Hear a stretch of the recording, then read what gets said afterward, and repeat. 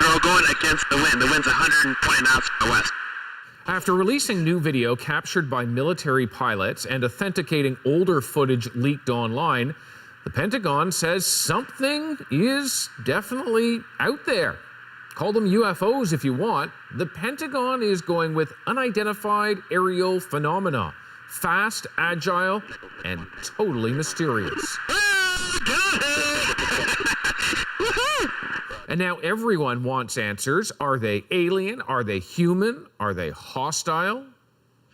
There's something out there that was better than our airplane. If it's something of outside this planet, that might actually be better than the fact that we've seen some technological leap on behalf of the Chinese or the Russians.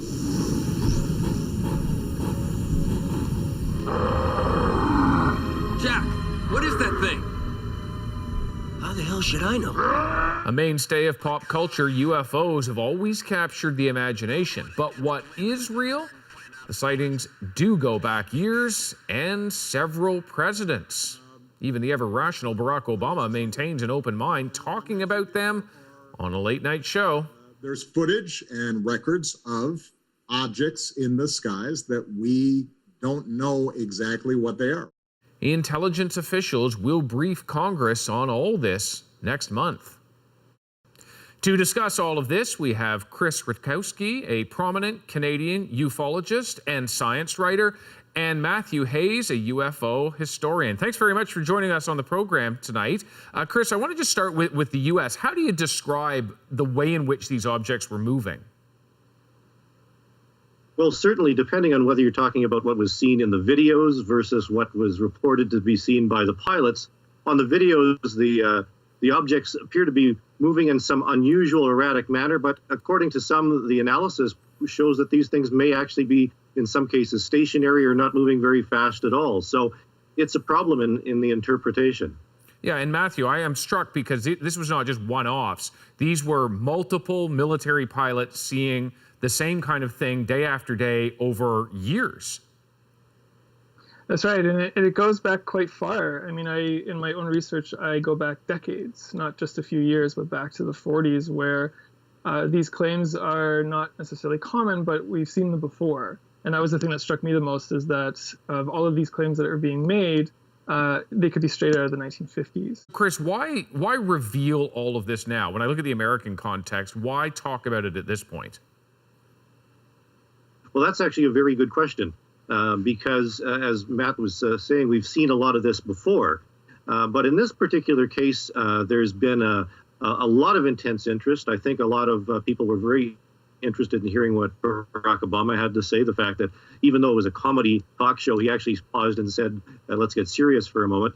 But the Defense Department has been under a lot of pressure ever since some of these videos were leaked, and we're not entirely sure who leaked the original one back in 2007. And it's caused a lot of people to think this could be it. This could be the year of disclosure, even though I doubt that's what we're going to be seeing. Okay, let's be clear about what you're saying. What is the year of disclosure? What would the disclosure be? Well, people, I think, are expecting that the United States government is finally going to say, yeah, we have the discs, or that UFOs are real, or that the aliens are here.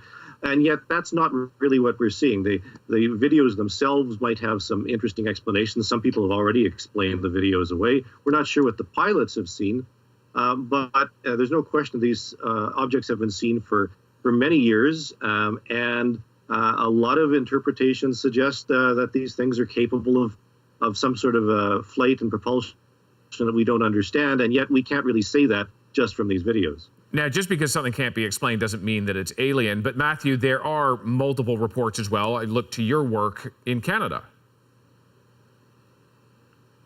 Yeah, absolutely. My work stretches back as late as the 1940s, actually, when it all began, 1947, with Roswell and a couple other incidents. So this goes back quite far. It's not just a matter of a few years, but a matter of a few decades.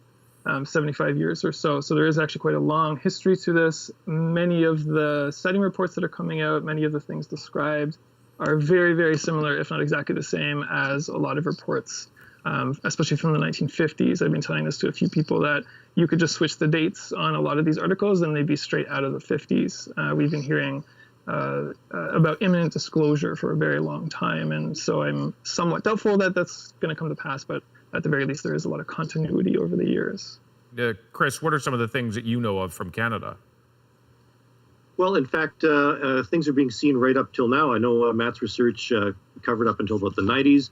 I continue on after that. As recently as May the 9th, there was a report through Transport Canada of a Delta Airlines flight that was flying between Fairbanks, Alaska, and Minneapolis. It was right over Hudson Bay, Saskatchewan, and the pilot reported to air traffic control that he had seen an unusual light passing above him. He was already flying at 39,000 feet, and according to air traffic control, there was nothing around him.